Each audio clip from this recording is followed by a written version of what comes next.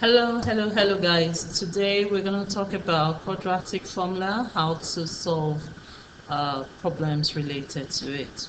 Now, quadratic formula is also known as almighty formula. Yes, you heard me right, almighty formula. And this here is what it looks like. Now, this bit under the square root, if it is negative, then there is no real solution to the question. So an example is this. So you have 2x squared minus 2x plus 5. Now the a is the 2, b is negative 2. You must always carry the sign with it. So b is negative 2 and 5 is the c. So if we have to put these numbers into the almighty formula, this is what we're going to get.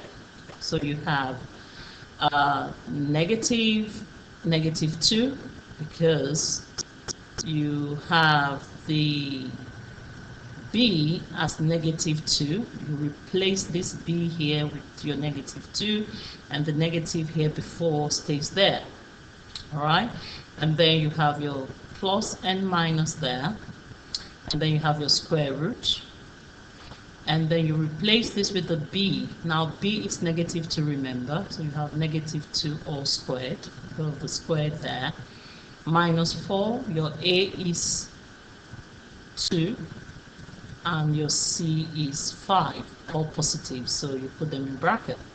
Now divided by 2, of course your a is 2, you replace the a with a 2 there.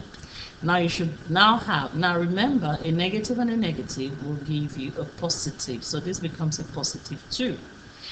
Actually we should draw that out so you know why we have. So if I draw that and I put a negative and a negative, you should remember it turns to a plus. So if you remember this bit, that will really help. So this bit here is what we've used here. This negative and negative becomes a positive. So that's why it's a positive down here. This is a positive 2. Okay, so plus negative. Now a negative 2 squared will give you 4, because negative 2 times negative 2 is 4. I have a video on multiplying negatives, so if you want to watch that after this, that will really help. And if you substitute this like we've done, you have 4 times 2 8, 8 times 5 40, so you have negative 40 here. Now 4 take away 40 is negative 36. Now because this bit here will give you negative, there are no real solutions. So whenever you have a negative under your square root here, there are no real solutions. However, let's find the one that has a real solution. So if you look at this, this is your a, your b is negative 5. So let's join that so you know both signs has to go with it.